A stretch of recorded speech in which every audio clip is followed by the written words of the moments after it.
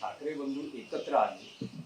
आज महापालिका निवडणुकांमध्येही तेच बघायला मिळतं आहे की नवी मुंबई महापालिकेत भाजपचा जाहीरनामा प्रसिद्ध झाला, ज्यात KG to PG शिक्षणाची संकल्पना मांडताना हिंदी आणि मराठी भाषेची सक्ती करण्यात येईल असं या जाहीरनाम्यात भाजपनं म्हटलं.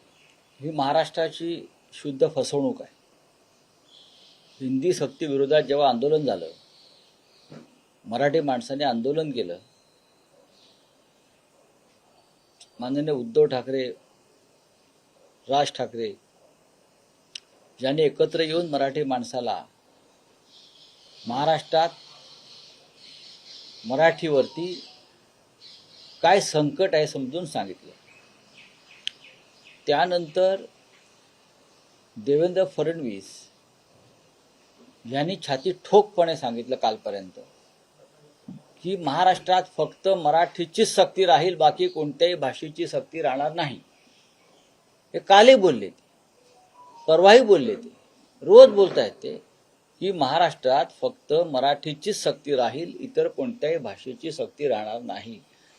या महाराष्ट्राचा मुख्यमंत्री, मराठी भाषिक राज्याचा मुख्यमंत्री मराठी संदर्भात किती खोटं बोलतो आहे. काल नवी मुंबईच्या जाहीरनाम्यात भाजपनं हिंदी सक्तीची करू असं सांगितलं.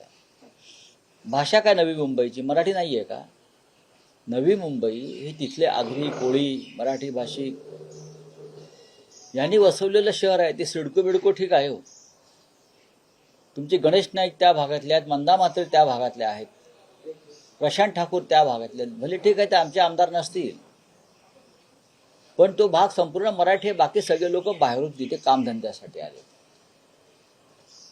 मुख्यमंत्र्यांना एवढं हिंदीचं प्रेम असेल तर त्यांनी मध्य प्रदेश आणि उत्तर प्रदेशात जाऊन निवडणूक लढावी ना. तिकडलं मुख्यमंत्री व्हावं. त्यांना मोदी कुठे मुख्यमंत्री करू शकतात, जम्मू काश्मीरलाही करू शकतात, त्यांना लडाखलाही करू शकतात, पण स्वतः आपल्या राज्याच्या मुख्यमंत्र्यांनाच मराठीविषयी आस्था आणि प्रेम नाही. 4 दिवसापूर्वी वसई महानगरपालिकेच्या भाजपच्या प्रचाराला ते गेले आणि मला धक्का बसला त्यांचं भाषण ऐकून. त्याने हिंदीमध्ये भाषण केलं. वसई विरारची भाषा हिंदी कधी झाली? वसई विरार हा मराठी मुलूक आहे, बाकी बाहेरचे लोक असतील तिकडे, पण महाराष्ट्राचा मुख्यमंत्री जाऊन हिंदीत भाषण करतो आणि सांगतो वसई विरारची भाषा हिंदी आहे. प्रत्येक ठिकाणी त्यांचं हे हिंदी अप्रत्यक्षपणे लादण्याचा प्रयत्न सुरू आहे. वसई विरारची भाषा चिमाजी आप्पाचं वसई विरार आहे हो. निदान त्या पेशव्यांचा तरी मान राखायचा फडणवीसांनी. चिमाजी आप्पाचा प्रभाव असलेलं ते वसई विरार आहे, चिमाजी आप्पाचं. तिथे तुम्ही हिंदीत भाषणं करता, जाऊन नवी मुंबई हिंदी सक्ती करता. अशा पद्धतीनंच मुंबई महाराष्ट्राच्या बाहेर काढण्याचं यांचं कारस्थान ते यशस्वी करतात. म्हणजे जसं काल अण्णा मलाही म्हणाला, काय म्हणाला की बॉम्बे म्हणतो एकतर तो. भाजपचा अजून एक आमदार काय तामिळ सेल्वन, तो त्या अण्णामलईची री ओढतो आणि बॉम्बे म्हणतो. आमच्या तोंडात बॉम्बे बसला रे. तुझ्या तोंडात बॉम्बे बसलाय, मग तू जा ना चेन्नईला, इथे कशाला आहेस? कोण आहेस तू? तुम्ही महाराष्ट्रातून निवडून येत आहे. अण्णामलाई महाराष्ट्रात प्रचाराला आला, त्याला रोखण्याचा प्रश्न नाही आहे, पण तुम्ही महाराष्ट्रात येऊन आमच्या मराठी बांधवांच्या भावनांशी खेळताय आणि राज्याचे मुख्यमंत्री त्याची री ओढतात. भाजपच्या आमदार तामिळ सेल्वन त्याची री ओढतात. हे चुकीचं आहे. निषेध केला का एका तरी भाजपच्या माणसानं? नाही. कोण आहे हा अण्णामलाई? त्याला त्याच्या चेन्नईमध्ये कोणी विचारत नाही, त्याला त्याच्या तामिळनाडूमध्ये कोणी विचारत नाही, आणि इथे येऊन तो मराठी माणसाला आव्हान देतो, मी तुम्हाला घाबरत नाही? तू आम्हाला घाबर असा मी बोललो नाही. ही मुंबई महाराष्ट्राची आहे. हे चेन्नई जर आम्ही सांगितलं की चेन्नई तामिळनाडूचं नाही, तिकडे जाऊन बोल ना तू. हे चेन्नई आंतरराष्ट्रीय शहर आहे, हे तामिळनाडूचं नाही, किंवा कलकत्ता पश्चिम बंगालचं नाही, असं बोलण्याची हिंमत आहे काय लोकांची? पण महाराष्ट्राचे राज्यकर्ते, आय रिपीट, कापायचं नाही. आणि मराठीच्या बाबतीमध्ये त्यांना अजिबात आस्था नाही, अजिबात आस्था नाही. हजारो बोगस नावं परप्रांतीयांची घुसवून त्यांना निवडणुका जिंकायच्या आहेत तिथे. आणि त्यांना भुलवायला हे सगळे मग तामिळ सेल्वन वगैरे वगैरे आलेले आहेत. नाही, कोण तो अण्णामलाई? मला आश्चर्य वाटतं भाजपा आमदार तामिळ सेल्वन यांचं, ते कसे काय अण्णामलाईची बाजू घेऊ शकतात मुंबईच्या प्रश्नावर? नाही ना, तुम्हाला इकडे मराठी माणसानेही मतदान केलंय ना, काही प्रमाणात महाराष्ट्रातल्या नागरिकांनी मतदान केलंय तुम्हाला. तुम्हाला मुंबई म्हणावंच लागेल. बॉम्बे काय चाललंय तुमचं? हा, राऊत साहेब, कालच्या सभेत दाक्षिणात्य पद्धतीचीच लुंगी नेसून रवींद्र चव्हाण कालच्या सभेत दिसलेले. नाही, ते आधी स्वतःला शिवसैनिक समजत होते. पूर्वी इथे भांडुपलाच होते आणि आता ते बहुतेक त्यांना सुद्धा पुढल्या वेळेला तामिळनाडूत निवडणूक लढायची किंवा केरळला लढायची असं आहे त्याची. कारण महाराष्ट्रात यापुढे जिंकणार नाहीत मराठीच्या मुद्द्यावर. त्याच्यामुळे त्यांनी जर प्रदर्शन केलेलं आहे, हा अण्णामलाई इफेक्ट आहे भाजपवरचा, रसमलाई इफेक्ट राजसाहेबांच्या भाषेमध्ये. तुम्हाला जीवाला काय टोचत नाही का की काय चाललंय महाराष्ट्रात, मराठी माणसाच्या भावना काय आहेत, की तुम्ही मराठी माणसाला गृहीत धरताय? हाच प्रकार आहे ना. एक दिवसाआधी एक लुंग्या सुंग्या मुंबईत येतो तामिळनाडूतून आणि मराठी माणसावर हल्ला करून जातो, परत तो आव्हान देतो आणि तुम्ही त्यानं दिलेली लुंगी घालून फिरताय. काल मुंबईच्या सभेत होते, मग नवी मुंबईत गेले. कठीण आहे या लोकांचं, यांचं मानसिक संतुलन बिघडलंय. हे वेडे झाले आहेत लोक, यांचा पराभव होणं गरजेचं आहे. रावसाहेब, काल शिवाजी पार्क मध्ये महायुतीची सभा झाली.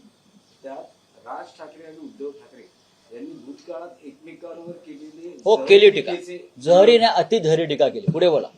व्हिडिओ दाखवले. अतिजहरी राज ठाकरेंवर टीकेचे हो केली ना, केली हो. पण मराठी माणसासाठी आम्ही एकदा एकत्र आल्यावरती मागची सर्व किलमिश आणि जलमट दूर झाली. भाजपमधल्या मराठी माणसाने आमच्यात यावं ना. हा लढा मराठी माणसाचा आहे. उद्धव साहेब, राजसाहेब एकत्र आले, आम्ही सगळे एकत्र आलो. आमच्या मनातली काय जळमट किलमिश आम्ही दूर केली. ठीक आहे, राजकारणामध्ये असे आरोप प्रत्यारोप टीका होत असते. दीर्घद्वेष ठेवायचा नसतो राजकारणामध्ये, समाजकारणामध्ये. उद्धवजी आणि राजजींनी सर्वच पक्षातल्या मराठी माणसांना आवाहन केलेलं आहे. भाजपमध्ये सुद्धा मराठी माणसं आहेत. त्यांच्यातल्या जर मराठी भावना, मराठी अस्मिता जिवंत असतील तर ते अण्णामलाई छाप राजकारणात गुंतून पडणार नाहीत आणि ते मराठी माणसाच्या मागे ठामपणे उभे राहतील. काल आदित्य ठाकरे आदित्य ठाकरेंनी मिमिक्री केल्यानंतर देवेंद्र फडणवीसांनी उत्तर दिलं. त्यांचं म्हणणं त्याने मिमिक्री करावी. नाही, त्यांचं म्हणणं आहे की तुमच्या काकासारखी काकाच्या पक्षाची मिमिक्री करून झाली ती तुमची होईल. काका म्हणजे राज ठाकरे, बरोबर आहे ना. काका म्हणजे राज ठाकरे. राज ठाकरे हे महाराष्ट्र नवनिर्माण सेनेचे अध्यक्ष आहेत. त्या काकाकडे आपण अनेकदा चहा प्यायला गेलेला आहात, राजकारण करायला गेलेला आहात आमच्या विरुद्धच. त्या काकाचा इतका तिरस्कार तुम्हाला का वाटू लागला की तुमच्यावरती वेळ आली काका मला वाचवा म्हणण्याची? मिमिक्री पेक्षाही ती एक कला आहे. ती सगळ्यांना जमते असं नाही, कोणाला जमणार नाही. भारतीय जनता पक्ष हा कलेचा द्वेष्टा आहे. राजकीय सभांमधून अशा प्रकारच्या नकला सातत्याने केल्या जातात. बाळासाहेबही करायचे. ज्याला जमतं ते करतो. आम्ही कलाकार लोक आहोत. ठाकरे कलावंत आहेत, त्यांना जमतं. राजसाहेबांना जमतं, आदित्याला जमतं, उद्धवजींना जमतं. तुम्ही एखादं फिल्मी स्कूलला ट्रेनिंग लावा स्वतःचं. व्हॉइस कल्चर वगैरे ज्या गोष्टी आहेत सगळ्या त्या करा आणि तुम्ही शिका. आम्ही तुम्ही केलेली मिमिक्री आम्ही एक कला म्हणून त्याचा आनंद घेऊ. आदित्य ठाकरेंसमोर शीतल गंभीरला आम्ही चर्चा करायला पाठवतो असं ते म्हणतात. राज्याच्या मुख्यमंत्र्यांना अशी वक्तव्य शोभत नाहीत. त्यांनी आपल्या मुख्यमंत्री पदाची प्रतिष्ठा ठेवावी. ते महाराष्ट्राचे मुख्यमंत्री आहेत, लक्षात घ्या. ते वेणुधुलाचे मुख्यमंत्री नाही आहेत त्या वेणुधुलाचे. ते छत्रपती शिवाजी महाराजांनी स्थापन केलेल्या शाहू फुले आंबेडकरांचं वैचारिक वारसा असलेल्या महाराष्ट्राचे मुख्यमंत्री आहेत. हे देवेंद्र भाऊंनी विसरू नये. लक्षात घ्या. कोणावर टीका करताय आणि कोणाची काय? आदित्य ठाकरे हे अनेक वर्षापासून राजकारणामध्ये आहेत. त्यांना राजकारणाचा वारसा प्रबोधनकार ठाकरे, बाळासाहेब ठाकरेंपासूनचा आहे. ते या राज्याचे कॅबिनेट मंत्री होते आणि ते आमदार आहेत. आणि तुम्ही अशा प्रकारे जर त्यांनी मांडलेल्या मुद्द्यांना उत्तर द्या ना. त्यांनी तुम्हाला चर्चेचं आव्हान दिलेलं आहे ना, ते आव्हान तुम्ही स्वीकारलं पाहिजे. तुम्ही ते आव्हान न स्वीकारता ह्याच्याशी बोला, त्याच्याशी बोला, त्याच्याशी बोला, हीच मिमिक्री आहे आणि मोकरी आहे. विल्सन जिमखान्याचं नामकरण आता जैन जिमखाना असं करण्यात आलेलं आहे. हो मग जैन संघटनेला तो विल्सन जिमखाना देऊन गिरगावकरांनी आंदोलन केलं होतं मराठी माणसांनी. तो वाद सुरू झाला. गिरगावकर मराठी माणसाला आंदोलन करून तो जिमखाना आमच्याकडे द्या, आम्ही घेतो, तुमची किंमत भरतो, पण एक जिमखाना मराठी माणसाचा हातात तो राहू द्या, यासाठी गिरगावकरांनी संघर्ष अजूनही संपलेला नाही. तिथे आता कबूतरखाना करावा बाहेर त्यांनी, त्या बाहेरच्या मैदानामध्ये. पण सर्व नियम डावलून घाईघाईनं हा जिमखाना जैन संघटनेला देण्यात आला, मंगलप्रभात लोढा यांच्या दबावामुळे. आणि याला जबाबदार राज्याचे मुख्यमंत्री आणि महसूल मंत्री चंद्रशेखर बावनकुळे सुद्धा आहे. गिरगाव मधला जिमखाना गिरगावकरांना मिळत नाही, लक्षात घ्या.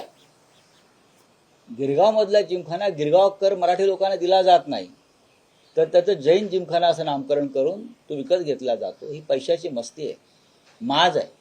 रावसाहेब, स्वर्गीय बाळासाहेब बघत असतील, त्यांना काय वाटेल? त्यांचा मुलगा रशीद मामू सोबत बसतोय.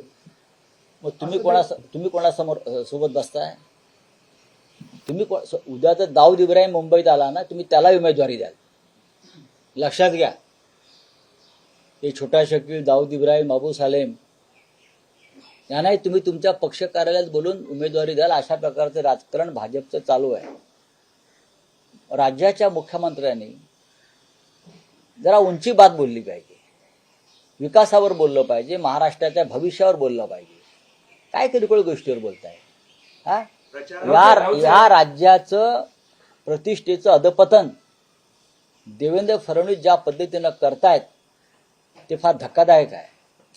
रावसाहेब, ठाकरे बंधू गौतम अदानींचा प्रखर विरोध करत आहेत, पण महायुतीचे नेते म्हणतात की गौतम अदानी ठाकरे बंधूंच्या घरी जातात, जाऊ द्या ना. त्यांची मुलं अदानींच्या लग्नामध्ये हो मग काय झालं? अडाणीच्या नाही पंक्तीला बसतात. हो मग म्हणून काय पाप झाकायची का? काल राज ठाकरे साहेबांनी ठाण्याच्या सभेत सांगितलं, माझ्या घरी जरी कोणी आलं, जरी माझा मित्र असला कोणी, तरी त्यांची पापं मी झाकणार नाही, त्यांची पापं मी उघडी करीन. यासाठी हिंमत लागते. तुमच्यात हिंमत आहे का? देवेंद्रजीमध्ये हिंमत आहे का? भारतीय जनता पक्ष आणि त्यांच्याबरोबर जे लोक आलेले आहेत भ्रष्ट, त्यांच्या भ्रष्टाचार उघडा करण्याची, त्यांच्यावर कारवाई करण्याची ती हिंमत असेल तर बोला. गौतम अडाणी हा तुमचा आता बाप झालेला आहे. गौतम अडाणी हा तुमचा बाप झालेला आहे. आता त्या बापासमोर तुम्ही थरथरताय. मुंबईचं विमानतळ, मी कालही सांगितलं, मुंबईमध्ये यापुढे विमानतळ नाही आहे. आंतरराष्ट्रीय शहर आहे ना म्हणताय ना तुम्ही, या राज्याची राजधानी आहे ना, इतक्या मोठ्या राजधानीमध्ये यापुढे विमानतळ नसेल. ते पालघरला हलवणार काही काम आणि बरंचसं नवी मुंबईत जाणार. आणि मुंबईचा जो भूखंड आहे विमानतळाचा, हा अडाणीला देणार. हे रशीद मामूपेक्षा भयंकर आहे, मुख्यमंत्री मामू. फडणवीसांनी जी माहिती उघड केली आहे, त्यांचं असं म्हणणं आहे की उद्धव ठाकरे मुख्यमंत्री असताना गौतम अदानींना धारावी पुनर्विकासाचं खोटे बोलतात. काम मंजूर झालं. हो, काम मंजूर झाला. ही प्रक्रिया बघा, हे उद्धव ठाकरेंच्या मंत्रिमंडळात ते खोटं बोलतायत. पुनर्वसनाचं काम हे कायदेशीररित्या जरी त्यांच्या कंपनीला मिळालं असलं, तरी ज्या पद्धतीचा सवलतींचा वर्षाव हे सरकार त्यांच्यावर करत आहे धारावीच्या निमित्तानं, म्हणजे मदर्स डेअरी देत आहेत, मिठागरं देत आहेत, टोल नाके देत आहेत, ससून डॉग देत आहेत धारावीच्या बदल्यात, हे उद्धव ठाकरेंच्या योजनेमध्ये नव्हतं. सांगावं मुख्यमंत्र्यांनी, खोटं किती बोलताय? महाराष्ट्र हा सत्यशोधक समाजाचा एक वैचारिक वारसा सांभाळणारं राज्य आहे. पण हे असत्याचे महामेरू झालेले आहेत या राज्याचे मुख्यमंत्री. चला धन्यवाद. गर्दी नव्हती काल सभेला असा दावा केला जातोय विरोधकांनी. नाही भारतीय जनता पक्षाचे लोक किंवा शिंदेचे लोक म्हणतात की 1 कोटी लोक होते. 1 कोटी लोक होते. 1 कोटी. ते कोटीच्या खाली जातच नाही. ते माणसं सुद्धा कोटीला विकत घेतात. त्याच्यामुळे त्यांनी 5-25 कोटी रुपये खर्च करून माणसं आणण्याचा प्रयत्न केला. पण चित्र पाहता तो त्यांचा प्रयत्न फसलेला आहे. आज सायंकाळी 5:30 त्यांच्या त्या सभेला 20,000 खुर्च्या होत्या. किती? 20,000 खुर्च्या होत्या. 3,000 खुर्च्या भरलेल्या नव्हत्या. 20,000 खुर्च्या होत्या की नव्हत्या तुम्ही ज्यांनी त्या खुर्च्या लावल्या त्यांना जाऊन विचारा किती खुर्च्या होत्या. आणि 3,000 खुर्च्याही भरलेल्या नव्हत्या. हे जे समोर VIP कक्ष ठेवला होता काही मान्यवरांसाठी, त्यात शेवटी ठेकेदारांकडे काम करणारे अमराठी लोक आणून बसवले VIP म्हणून. होय की नाही विचार आयोजकांना. पण कालच्या सभेतून मराठी महापौर होणार असं उपमुख्यमंत्री त्यांना बोलावं लागलं. हा आमचा दबाव आहे. हा ठाकरे बंधूंनी निर्माण केलेला दबाव आहे. मराठी ते आता हिंदू बिंदू त्यांचं मागे पडलंय सगळं. हा आता मराठी महापौर त्यांना करावा लागेल हे त्यांनी सांगितलं. हा दबाव आहे आणि नाईलाज आहे. पण त्यांच्यावर विश्वास ठेवू नका. हे फसवे लोक आहेत. हे चकवे आहेत. हा आज सायंकाळी 5:30 वाजता प्रचार संपतोय. 2-3 ज्या संयुक्त सभा घेतल्या त्या गेम चेंजर ठरतील असं तुम्हाला वाटतं का? नक्कीच. काल तुम्ही ठाण्याची सभा पाहायला पाहिजे होती. मुंबईची सभा, नाशिकची सभा, मोजक्या सभा घेतल्या. 1760 सभा आम्ही घेतल्या नाहीत. आणि सगळ्या सभा यशस्वी झाल्या. त्या भागामध्ये उत्तम वातावरण निर्मिती झाली. आणि ठाकरे बंधूंना जो संदेश द्यायचा आहे तो घराघरापर्यंत पोहोचला आहे. तुम्हाला माहिती आहे का मुंबई ठाण्यातल्या घराघरांवरती काही स्टिकर्स लोकांनी लावलेले आहेत. आणि त्यांनी विरोधी उमेदवारांना सांगितलं आहे इथे येण्याचे कष्ट घेऊ नका. आमच्या घरातली आणि आमच्या सोसायटीतली सर्व मतं आम्ही ठाकरे बंधूंना देणार आहोत. अशा प्रकारचे स्टिकर्स घराघरावर लागलेत, सोसायटीवर लागले. पहा तुम्ही. महायुतीच्या उमेदवार हिमांगी वरळीकर यांच्या पतींना पैसे देताना पकडलेलं आहे. बघा हा स्थानिक विषय. हा आज सायंकाळी प्रचार संपतो आहे. साधारण 48 तासाचा ब्रिडिंग पिरियड आहे. परवा सकाळपासून मतदान होतं. बोगस मतदार, दुबार मतदार यांना रोखण्यासाठी काही स्ट्रॅटेजी शिवसेनेची काही आहे का? कारण ठाकरे बंधूंनी म्हटलंय की बोगस मतदार दिसला तर त्याला फटकावा असे आदेश. फटकवण्याची सुरुवात झालेली आहे. नंबर 1 आम्ही बोगस किंवा दुबार मतदारांना फटकवू. आणि जे पैसे वाटतायत तर भाजपच्या लोकांना शिंदेचे लोक ठोकतायत आणि शिंदेच्या लोकांना भाजपचे लोक ठोकतायत. आम्ही त्यांना सुपारी दिली आहे. पहा ना ज्या येत आहेत शिंदेचे लोक पैसे वाटतात तिथे भाजपचे लोक गॅंग घेऊन जाऊन त्यांना ठोकतायत. आणि जिथे भाजपचे लोक पैसे वाटतायत तिथे शिंदेचे लोक जाऊन ठोकतायत. म्हणजे ते आम्ही आउटसोर्सिंग केलेलं आहे. आणि हे दुबार मतदार आहेत त्यांना ठोकण्याचा कार्यक्रम सकाळी 7 वाजल्यापासून सुरू होईल. असं म्हटलं जाते की एक संकल्पना पुढे आली भगवा ब्रिगेड. साधारण 2,000 शिवसैनिक मनसैनिक सज्ज आहेत. आम्ही एक आमचं पथक तयार केलेलं आहे. आम्ही दोन्ही पक्षांनी एकत्र येऊन अशा प्रकारे आमचं एक भरारी पथक तयार केलेलं आहे.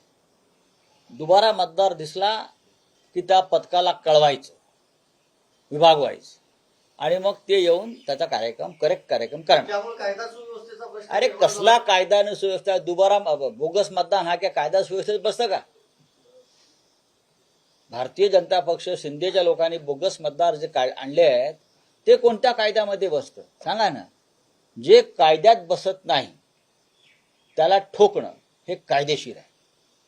हे मी निवडणूक आयोगाला सांगू इच्छितो, पोलीस प्रमुखांना सांगू इच्छितो आणि राज्याच्या मुख्यमंत्र्यांना सांगू इच्छितो. अजिबात हा प्रयत्न करू नका. हा प्रयत्न जे करतील बरं का त्यांची रस्त्यावरून धिंड काढली जाईल. सीएम देवेंद्र फडणवीस ने ये ठाकरे ब्रदर्स के लिए ये स्टेटमेंट दिया है कि अगर मराठी मानुस का अस्तित्व खतरे में था तो 30 साल से ये दोनों भाई क्या कर रहे थे? 20 साल से 30 साल से नहीं शिवसेना की स्थापना होकर 60 साल हो गए और 60 साल से ये मुद्दा पूरे महाराष्ट्र में चल रहा है.